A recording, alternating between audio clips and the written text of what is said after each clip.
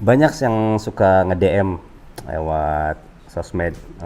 Mereka minta tolong tanyakan gimana caranya supaya mereka bisa istiqomah, nggak mendengarkan musik lagi. Karena kebanyakan dari mereka tuh pada nanya gini, Ustadz, saya ngedengerin tapi tiba-tiba mungkin ke mall jadi ingat lagi, pulang-pulang Ya. jadi ya gitulah, jadi dia Ya. balik Ya. lagi gitu. Ya, ini juga penting karena faktanya banyak orang yang sudah berhijrah akhirnya kembali lagi.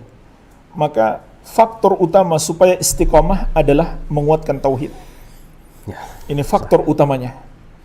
Karena tauhid itu adalah sebab terbesar hamba mendapatkan pertolongan Allah. Ya. Ya, terutama seperti yang antum ceritakan tadi. Tatkala kita kembali terdengar musik tanpa kita sengaja, ya kan? Nah, saat-saat seperti ini kita betul-betul membutuhkan pertolongan Allah. Dan lihat bagaimana cobaan yang menimpa Nabi Yusuf alaihissalam. Itu luar biasa. Nabi Yusuf, seorang anak muda belum punya istri, digoda oleh seorang wanita cantik jelita. Luar biasa. Pintu-pintu jendela sudah ditutup oleh wanita tersebut. Wanita itu bukan lagi menggoda, bahkan memaksa. Tanpa malu-malu lagi mengajak dengan terang-terangan untuk melakukan perbuatan keji tersebut. Tetapi Allah menyelamatkan Nabi Yusuf alaihissalam.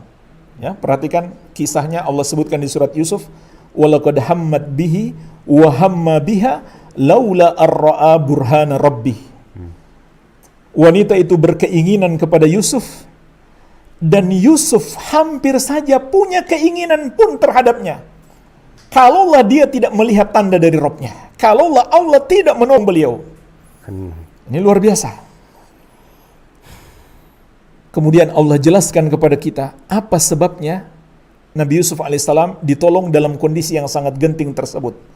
Kata Allah, kadzalika linasrifa anhu su'a wal fahsya innahu min ibadinal mukhlasin. Demikianlah kami palingkan perbuatan buruk dan keji tersebut dari Yusuf karena dia termasuk hamba-hamba kami yang ikhlas.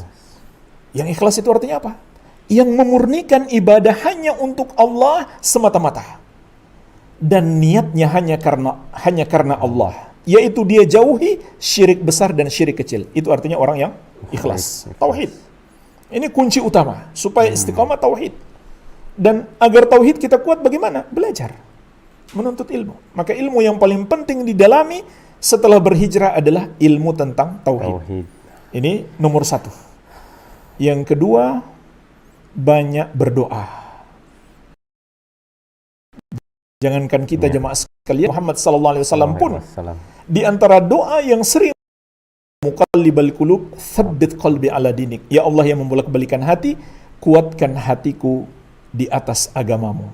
Jadi ini penting, harus banyak berdoa kepada Allah, minta pertolongannya. Kemudian yang ketiga, mesti ada usaha. Iya, harus. Seperti yang kita jelaskan tadi, bagaimana Ibnu Umar ketika mendengarkan seruling. Iya. Beliau berusaha menutup telinga, menjauhi. Jadi jangan kita coba-coba mendekati perbuatan yang keji tersebut, harus ada usaha untuk menjauhinya. Dan Allah berfirman, walladzina jahadu fina lanahdiyannahum subulana. Sesungguhnya orang-orang yang bersungguh-sungguh dan orang-orang yang bersungguh-sungguh di jalan kami akan kami berikan hidayah ke jalan-jalan kami. Jadi faktor kita diberikan hidayah oleh Allah juga karena kesungguhan kita. Wa may yatasabbar yusabbirullah. Kata Rasulullah sallallahu alaihi wasallam, barang siapa berusaha untuk bersabar, maka Allah akan menyabarkannya. Kemudian yang keempat, agar kita tetap istiqamah, selalu ingat mati. Selalu ingat mati. Ingat, setelah mati ada pertanggungjawaban. Setelah mati kita akan memanen perbuatan kita. Ini harus selalu dihadirkan dalam hati kita. Sehingga ketika kita dihadapkan pada perbuatan dosa, ini akan membantu kita untuk segera bertobat. Rasulullah SAW mengatakan, "Aktsiru min dzikri hazimil ladzat." Perbanyaklah mengingat pemutus segala kelezatan dunia ini. Kemudian yang kelima, akhi, supaya kita tetap istiqamah, jadikan teman bergaul kita, teman baik kita, orang-orang soleh. Jadi harus dibatasi pertemanan dengan orang-orang yang masih suka maksiat tersebut.